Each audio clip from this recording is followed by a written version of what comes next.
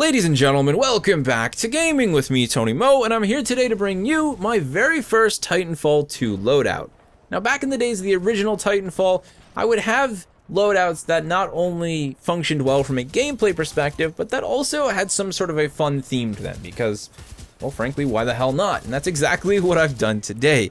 So we have my pilot loadout, known as the Warlock, and my Titan loadout, known as the Steel Golem. The Warlock eventually summons their Steel Golem and claims victory. That's the idea anyways. Now when it comes to the pilot loadout here, the Warlock, this is a loadout that is purpose-built to excel in bounty hunt. You can use it in attrition, it'll still do really well there, but it really is all about survivability and maximizing situational awareness in the ability to cash in fat stacks of bounty cash in a game mode like bounty hunt. So let's start by taking a look at the Warlock and the primary and secondary weapons I've chosen. We are running the electrified Volt SMG.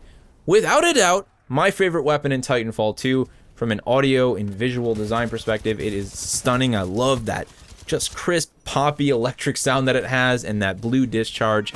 On top of that, it's one of the most versatile weapons in the Titanfall 2 arsenal. It can really shred enemies at close quarters, even when hip firing. It may not have the same damage output as the alternator or the rate of fire that the car has, but it's that versatility that makes it really excel, and in my opinion, outgun both of those. You can use it in close quarters, but it's mellow and stable enough to be fired at medium and even long range. I don't like being caught out with weapons that force me to fight in one specific scenario.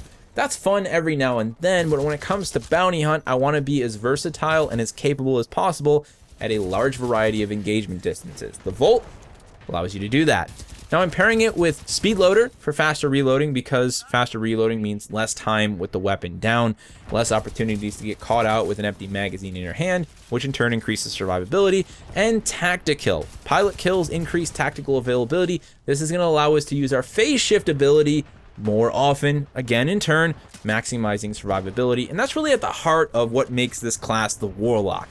That ability to really bend time, to transport to an alternate dimension, to escape combat when we need to reassess the situation, and to re-engage. We engage when and where we want. That's the theme behind the Warlock loadout. Secondary weapon, we are running an anti-Titan gun. We have the MGL running extra ammo and Speed Loader. Now the MGL in this instance pairs with arc grenades for me. Arc grenades are great for taking out pilots and stunning pilots. That's fantastic, right?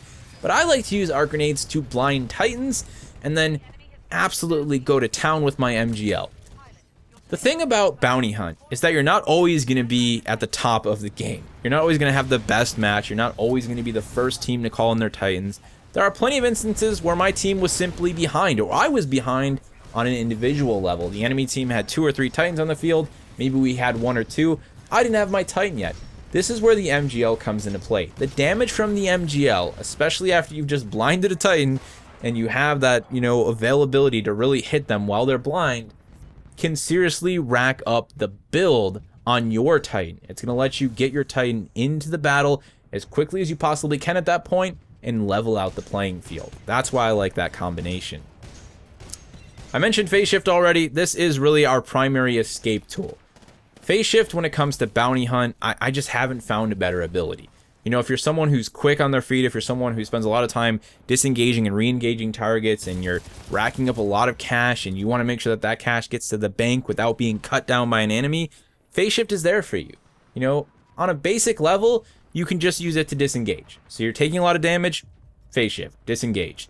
Now it's up to you to really decide how you re-engage, because you've blinded yourself now. You have no idea where you are. You're in a different dimension. There's no one around. So when you jump back in, the enemy could be right there. The enemy could know exactly where you are. They could engage you, which is why you need to make an escape.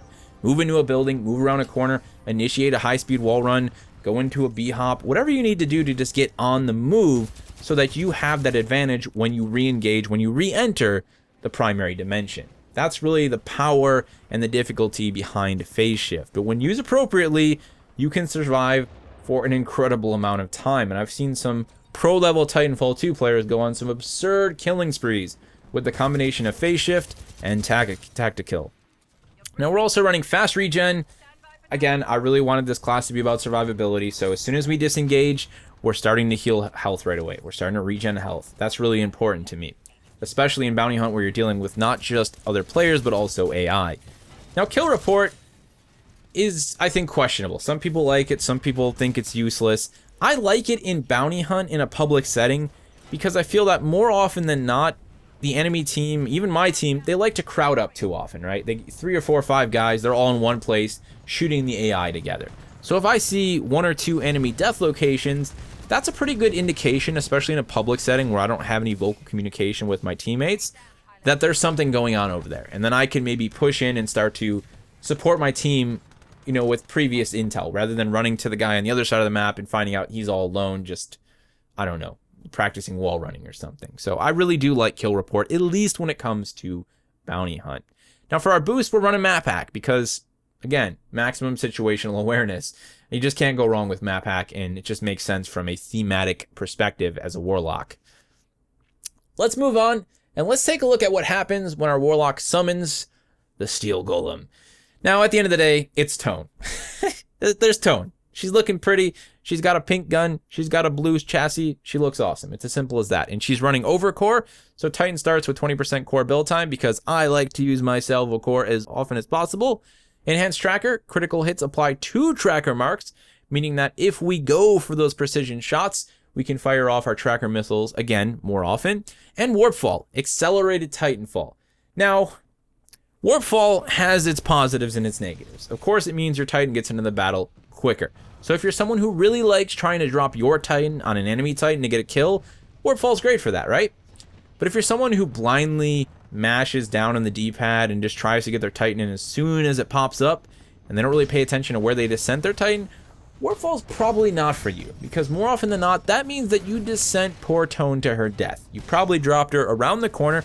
Hey, I'll meet you around the corner, babe, don't worry about it. And then you get there, and there's a Ronin executing and cutting her in half. So yeah, you gotta be really careful with the Warp Fall.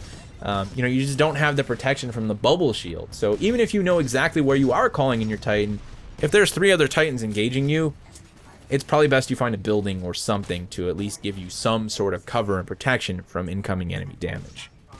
There you have it, ladies and gentlemen. The Warlock and the Steel Golem. Honestly, my favorite pairing of Titanfall 2 loadouts. They just absolutely shred in Bounty Hunt. Being one of my favorite modes, one of the modes that I play more often than any other mode, these are the 2 loadouts that I have crafted to basic perfection for success in Bounty Hunt. If you guys have any questions for me, any concerns about the loadout, anything that doesn't make sense to you, or you just feel like saying, hey, that's cool, let me know down in the comment section below. Thank you so much for watching, and I will see you in the next one.